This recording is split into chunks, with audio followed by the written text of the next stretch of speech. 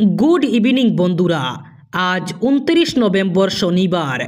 আজকের সন্ধ্যার বরাক তথা সমগ্র আসামের গুরুত্বপূর্ণ খবরগুলি হল: রাজ্য জুড়ে চলছে ভোটার তালিকার সংশোধন প্রক্রিয়া অথবা এসআর। তবে এই এসআর প্রক্রিয়ায় সাবধান, একটি মাত্র ভুলেই বিপদে পড়তে পারেন আপনি। আগামী 20 ডিসেম্বর পর্যন্ত বাড়িতেই থাকুন। যে কোনো মুহূর্তে আপনার বাড়িতে ভোটার তালিকার সংশোধনের জন্য আসতে পারেন বিএলও।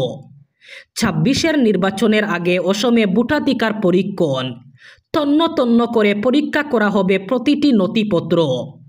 এই পরীক্ষা চলাকালীন আপনি যদি বাড়িতে না থাকেন তাহলে আপনার নাম ভোটার তালিকা থেকে বাদ পড়তে পারে। উপযুক্ত নথিপত্র না পেলে বাতিল হতে পারে ভোটার আইডি কার্ড। নথিপত্র পরীক্ষণের জন্য গড়ে গড়ে যাবেন বুথ লেভেল অফিসার অর্থাৎ বিএলওরা। রাজ্যের লাখ লাখ রেশন কার্ড না থাকা পরিবারের জন্য ভালো খবর। এবার রাজ্যের প্রতিটি সমষ্টির 4000 হিতাধিকারীরা পাবেন নতুন রেশন কার্ড। কিভাবে আবেদন করবেন তাও জানিয়ে দেওয়া হলো। অসমে নতুন করে 5,04,000 লোক পাবেন রেশন কার্ড। বাদ পড়ে থাকা হিতাধিকারীর তালিকা ইতিমধ্যে প্রস্তুত করেছে সরকার। রাজ্যের 126টি সমষ্টিতে নতুন করে 4000 হিতাধিকারীরা রেশন কার্ড পাবেন। তবে কখন থেকে এই আবেদন প্রক্রিয়া শুরু হবে তা এখনও জানানো হয়নি, অথবা কিভাবে আবেদন করবেন তাও জানানো হয়নি। তবে খুব শীঘ্রই এই প্রক্রিয়া আরম্ভ হবে। রাজ্যে এরকম অনেক পরিবার আছেন যাদের পরিবারের 2-3 জন মানুষের নাম রেশন কার্ডে নেই। সেই সব মানুষের নামও রেশন কার্ডে অন্তর্ভুক্ত করার সুযোগ দেওয়া হবে। সৌর বিকিরণের ফলে দেশ জুড়ে বন্ধ হতে পারে বিমান পরিষেবা। বিবৃতি দিয়ে জানালো এয়ার ইন্ডিয়া, ইন্ডিগো এবং এয়ার ইন্ডিয়া এক্সপ্রেস। এই সংস্থাগুলির অনেক বিমান নির্ধারিত সময়ের চেয়ে দেরিতে ছাড়তে পারে। কিছু বিমানের সময় পরিবর্তন করে দেওয়া হতে পারে। এমনকি পরিস্থিতি বুঝে বেশ কিছু বিমান বাতিলও করা হতে পারে। এমনকি বন্ধ হতে পারে বিমান পরিষেবা।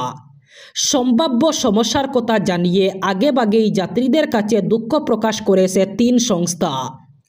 সৌর বিকিরণের কথা জানিয়ে আগে সতর্কতা জারি করেছিল বিমান নির্মাণকারী সংস্থা এয়ারবাস। ভারতের 3 সংস্থাই অধিকাংশ ক্ষেত্রে এয়ারবাসের বিমান ব্যবহার করে।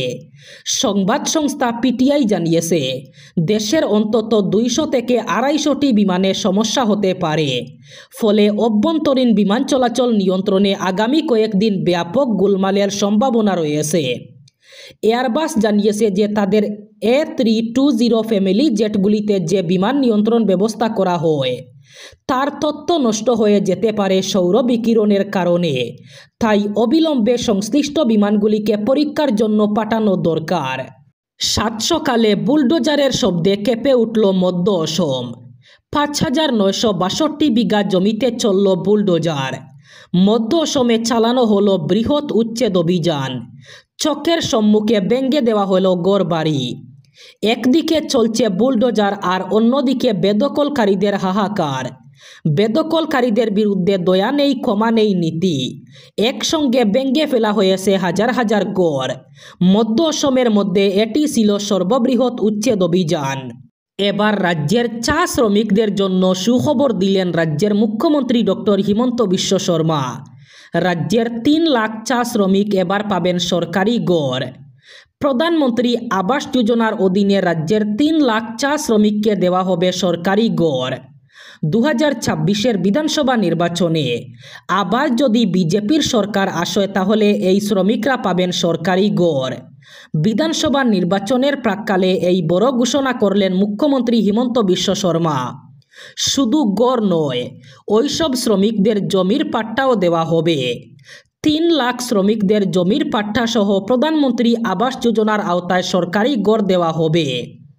বিধানসভা নির্বাচনের আর মাত্র কয়েক মাস বাকি। এর আগে এই ঘোষণা রাজ্যের চা শ্রমিকদের জন্য বড় সুখবর। বিদেশি অনুপ্রবেশকারী ঘুষপেটিয়া, এই শব্দগুলো অসমের মানুষের জন্য যতটা পরিচিত ততোধিক আতঙ্কের। তার কারণ এনআরসি। ভারতের একটি মাত্র রাজ্যে এখনও পর্যন্ত এনআরসি হয়েছে, আর তার সৌজন্যে একটি কলমের খুঁচায় মুহূর্তে অনাগরিক হয়ে গিয়েছিলেন লাখ লাখ মানুষ। সঠিক সংখ্যাটি ছিল 19,06,657। তিল ধারণের জায়গা ছিল না ডিটেনশন ক্যাম্পে, আর ছিল অপেক্ষার প্রহর গুনা কবে গাড় ধাক্কা দিয়ে রাষ্ট্র তাদের সীমান্তের ওপারে ফেলে দেবে। কিন্তু 6 বছরের দীর্ঘ টানা পড়েন কলম পেশায় আর 1,528 কোটি টাকা খরচের পর ঠিক কতজনকে বিদেশি তকমা দেওয়া হয়েছে? 2021 থেকে এ পর্যন্ত 32,207 জন এবং পুশব্যাক মাত্র 1,416 জন। এই তথ্য হাওয়ায় ভাসছে না। কংগ্রেস বিধায়ক আব্দুর রহিম আহমেদের এক প্রশ্নের লিখিত জবাবে অসম চুক্তি বাস্তবায়ন মন্ত্রী অতুল বরা নিজেই এই পরিসংখ্যান দিয়েছেন।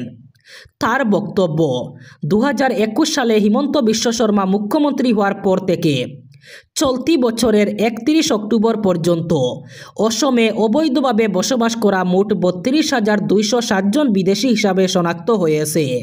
অসম প্রদেশ কংগ্রেস কমিটির সভাপতি গৌরব গগৈ আসন্ন বিধানসভা নির্বাচনের জন্য ইলেকশন কমিশনকে মেশিন পঠনযোগ্য নির্বাচনী তালিকা প্রয়োগের আহ্বান জানিয়েছেন।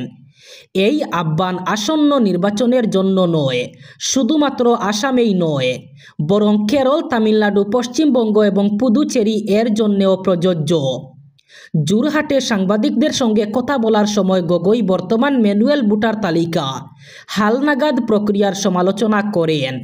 তিনি বলেন, বুথ লেভেল অফিসাররা যেভাবে তালিকা হালনাগাদ করেন তাতে জালিয়াতি এবং ম্যানিপুলেশনের সুযোগ থাকে।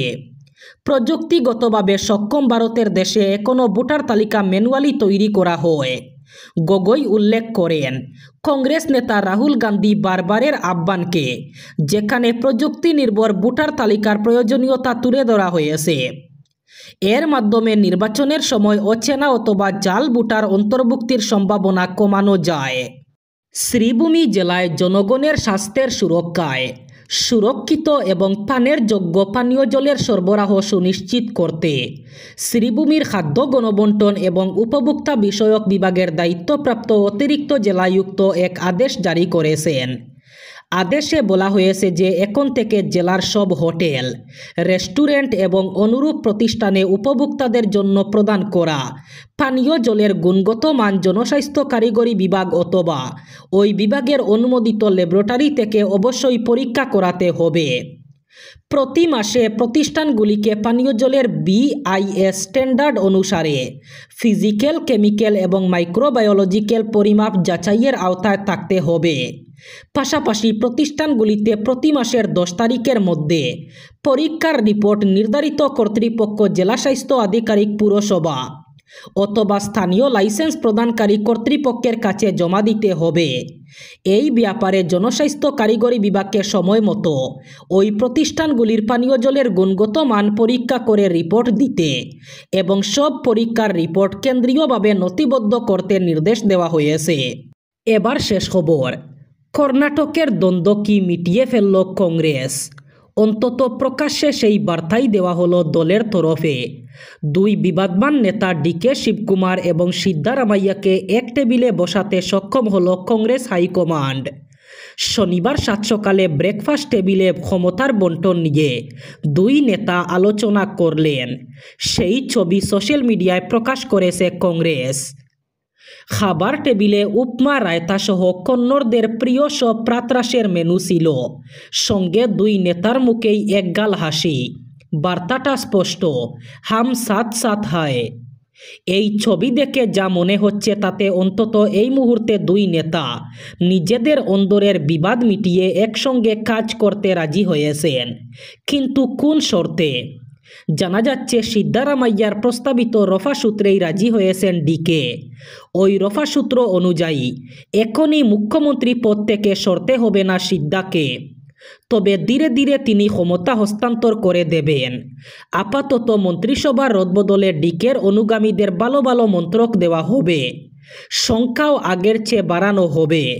শুধু তাই নয়, DK প্রদেশ কংগ্রেস সভাপতি এবং উপমুখ্যমন্ত্রী দুই পদেই বহাল থাকবেন। এই ছিল আজকের সন্ধ্যার গুরুত্বপূর্ণ খবরগুলি। ভিডিওটি অবশ্যই লাইক করবেন এবং চ্যানেলটি সাবস্ক্রাইব করবেন।